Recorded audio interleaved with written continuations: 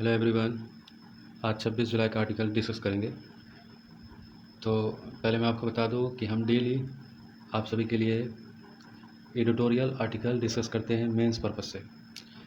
Mains के जितने भी पेपर है GS 1, 2, 3, 4, ये सारे पेपर्स करंट अफेयर जो भी इनके बनते हैं वो सारे मैं कवर करता हूं।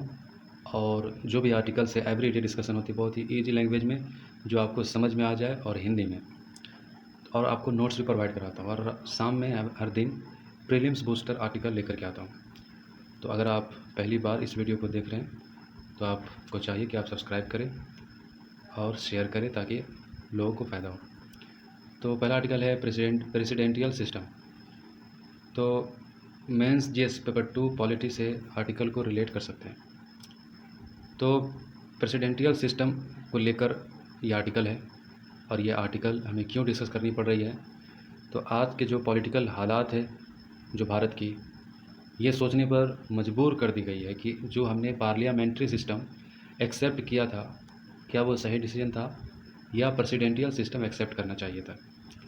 तो देखिए, सबसे पहली बात है कि इसके पार्लियामेंट्री सिस्टम के अगेंस्ट में आर्टिकल, जो कि हमने पार्लियामेंट सिस्टम ब्रिटिश से लिया है, चूँकि 200 साल तक ब्रिटिशरों ने हमारे ऊपर हुकूमत की और उनके लॉ और उनके कानून का इम्पैक्ट हमारे ऊपर बहुत ही गहरा पड़ा था।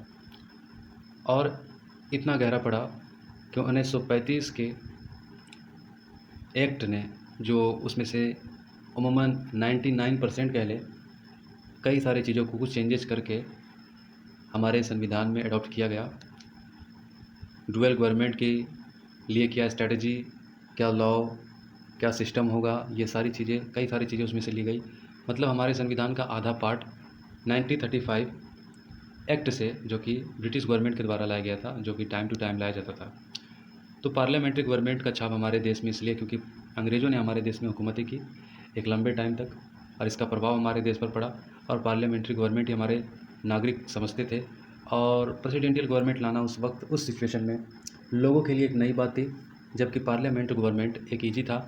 अंग्रेज़ों के लॉ जो कि चले आ रहे थे शुरू से, तो उसको ठीक करके, उसको एक डेमोक्रेटिक वे में एक अच्छे स्ट्रैटेजी पॉलिसीज़ मेकिंग करके लोगों को ऊपर उनके हालात को सुधारना, एक पार्लियामेंट्री सिस्टम जो कि लोगों को समझ में भी आ रहा था, इसको लाने का मकसद बड़ा ही नेक नियत था हमारे उन नेताओं का जिन्होंने हमारे देश को आज़ाद कराने में सबसे बड़ा योगदान दिया।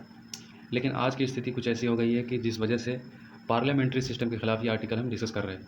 तो आर्गूमेंट क्या है? सबसे पहला आर्गूमेंट है कि हमने यूके से लिया है। तो यूके से लिया हमने आंख बंद करके, हमने इसको कभी फैक्ट को चेक नहीं किया कि यूके का पार्लियामेंट्री सिस्टम क्यों है और हमने क्यों ले लिया। तो सबसे पहली बात है, देखना चाहिए कि यूके की आबादी बहुत ही कम है। हर एक कंस्टिट्यूएंसी आप समझते होंगे कि जितने वोटर होते हैं एक एमएलए को चुनने के लिए या फिर एक मेंबर ऑफ पार्लियामेंट को चुनने के लिए, वो कंस्टिट्यूएंसी कहलाती है। आपके ज़िला में कितने एमएलए के सीट है वो आपके ज़िला के आबादी के हिसाब से तय होती है। आपके ज़िला में कितने मेंबर ऑफ पार्लियामेंट के सीट है वो वहाँ के वोटर, वहाँ के आबादी के हिसाब से तय होती है। तो जो तय होती है वो कंस्टिट्यूएंसी कहलाती है। तो यूके में हर एक कॉन्स्टिट्यूंसी में तकरीबन 1 लाख से ज़्यादा वोटर नहीं होते, जबकि हमारे देश के कॉन्स्टिट्यूंसी में, जबकि वो छोटा से छोटा ज़िला हो, तो 12 लाख वोटर होते हैं। मतलब छोटे ज़िले की बात कर रहे हैं कि जहाँ पर आबादी कम है, ठीक है। और एमएलए के चुनाव में तकरीबन मान के रखें 2 से 2.5 लाख, ठीक है। लेकिन कितनी कम आबादी है और वहाँ पर 1 लाख वोटर ही एक मेंबर ऑफ पार्लियामेंट चुनने के लिए काफ़ी है। वहाँ की कॉन्स्टिट्यूंसी इतनी ज़्यादा आबादी वाली नहीं है, लेकिन फिर भी हमने हमारे आबादी के, चूँकि हमारी बहुत बड़ी आबादी है, तो हमारे लिए ये पार्लियामेंट सिस्टम क्या परफेक्ट था, तो ये एक सवाल है। दूसरा, यूके इतना डाइवर्स नहीं है, और जबकि हमारा डाइवर्स का मतलब क्या होता है? विविधताएँ। विविधताएँ, कई सारे धर्म, कई सारे त्यौहार, कई सारे खाने, पहनावा, कल्चर।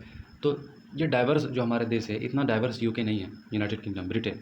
जबकि हमारी आबादी बहुत ही डाइवर्स है, कई धर्म के लोग, कई त्यौहार, कई कल्चर्स यहाँ पर एक साथ रहते हैं।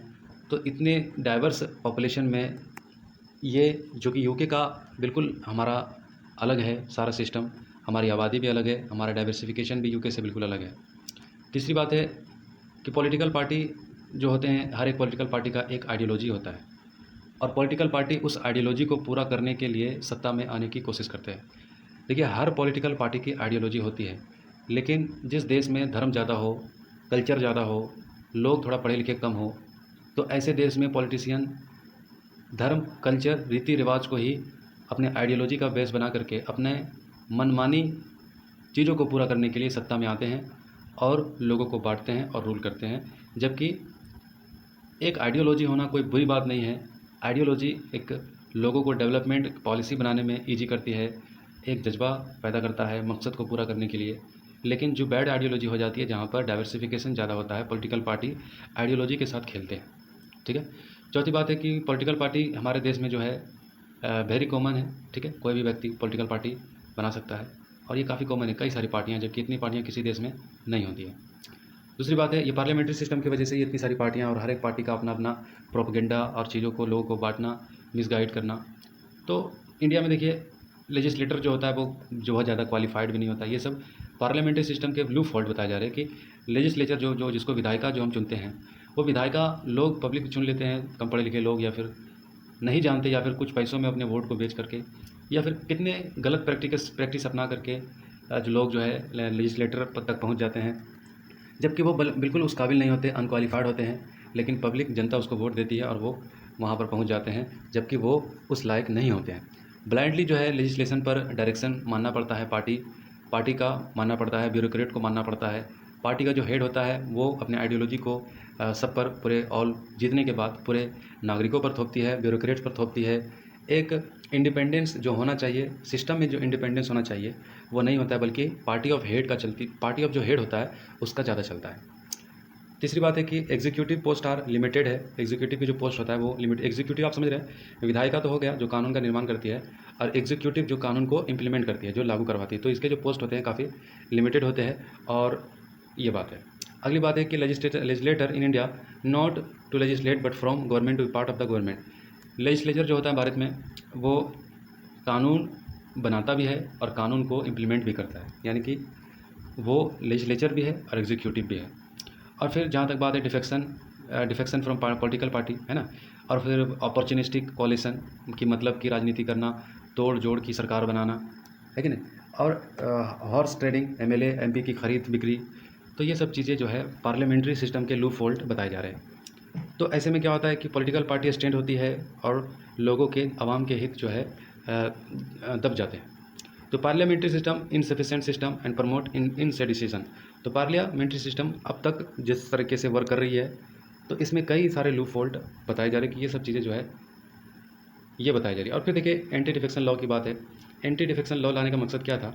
मकसद तो यही था कि एक ट्रांसपेरेंसी लाना था, पॉलिटिकल पार्टी किसी मतलब के लिए किसी पार्टी को छोड़ ना दे और अपने पार्टी के प्रति वो आस्थावान रहे। लेकिन एंटी डिफेक्शन लॉ भी कामयाब नहीं रहा, और कामयाब नहीं रहा इसके कई सारे कारण हैं, क्योंकि स्पीकर के पास पावर होता है और स्पीकर जो होता है वो पार्टी का ही व्यक्ति होता है। तो स्पीकर के हाथ में है किसी भी मेंबर को या फिर पार्टी के जो एमएलए या एमपी है उसको डिस्क्वालीफाइड करने की पावर। तो इस वजह से पॉलिटिकल पार्टी का जो हित होता है उसी हिसाब से स्पीकर जो है डिसीजन मेकिंग करते हैं। तो ये बातें की जा रही। और फिर तो फोकस करने की क्या बात है, मतलब ये फोकस क्या है, where do we need to focus करने की कहाँ ज़रूरत है, सुधार करने की कहाँ ज़रूरत है? देखिए पहली बात है कि डिफेक्शन लॉ डैमेज है, लेजिस्लेटिव फ्रेमवर्क निगेटिव इफेक्ट करता है, जिसकी वजह से खरीद फरोख्त हो जाती है एमएलए एमपी की। एंटी डिफेक्शन लॉ अगर कारगर होता तो इस तरह का सिचुएशन नहीं बनता। ठीक है, तो ये सब बातें हैं। The law has a direct non partisan office of the speaker into politics, the partisan role of the speaker and the delaying. तो वही बातें बताई जा रही है कि स्पीकर के हाथ में होता है और स्पीकर अपनी मनमानी करता है। तो और फिर दूसरी बात है कि एक व्यक्ति अगर अपनी पार्टी को छोड़ता है तो पार्टी को छोड़ने के पर उसके ऊपर कोई ऑब्जेक्शन नहीं लगा, उसके ऊपर उनको डिस्क्वालीफाइड किया जा सकता है। लेकिन जबकि 2/3 व्यक्ति जब पार्टी छोड़ता है तो उनके ऊपर डिस्क्वालीफिकेशन नहीं लगाई जा सकती है। इसी तरीके से ये तय की जाती है कि जब कोई लॉ के ऊपर डिस्कशन होता है तो पार्टी क्या करती है, रिट जारी कर देती है। रिट जारी करने का मकसद ये है कि सबको हाज़िरी होना है और वही वोट करना है जो पॉलिटिकल पार्टी के जो चेयरमैन हैं, जो वो चाहते हैं, जो सरकार में है जिस तरह का वो वोट चाहते हैं वही वोट करना पड़ेगा। उसके अगेंस्ट में वोट नहीं कर सकते, नहीं तो डिस्क्वालीफाइड कर दिए जाएंगे। तो इस तरह के कई सारे लूप होल्ड है इसके अंदर। और रहा सवाल प्रेसिडेंशियल सिस्टम लाने का, तो प्रेसिडेंशियल सिस्टम में 3 टायर होगा, ठीक है, और मेजॉरिटी होगी। पार्लियामेंट डिपेंड नहीं रहेगा, पार्लियामेंट के ऊपर जो है ये डिपेंड नहीं होगा, मतलब जो गवर्नमेंट होगी वो पार्लियामेंट के ऊपर डिपेंडेंट नहीं होगी। और 3 टायर गवर्नमेंट होगा, ठीक है। और जो चॉइस होगा मेंबर का वो एग्जीक्यूटिव जो जिसको मन चुन सकते हैं, जिसको मन लेजिस्लेटर चुन सकते हैं, यानी कि प्रेसिडेंट के पास चॉइस होगा एग्जीक्यूटिव चुनने का, लेजिस्लेटर चुनने का, समझ रहे हैं। प्रेसिडेंशियल गवर्नमेंट में 3 टायर गवर्नमेंट होगा, और दूसरा मतलब होता है, होगा नहीं मतलब ऐसा नहीं है कि कल से यहाँ पर प्रेसिडेंशियल सिस्टम लगाई जा रही है, ऐसा कुछ नहीं है।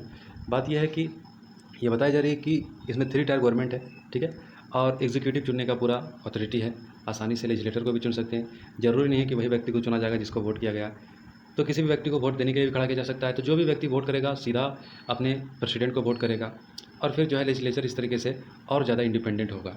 तो अब बात की जा रही है कि अब भारत को टाइम आ गया है कि अब इसके बारे में सोचना चाहिए कि प्रेसिडेंशियल सिस्टम से क्या फ़ायदा हुआ और क्या नुकसान हुआ है।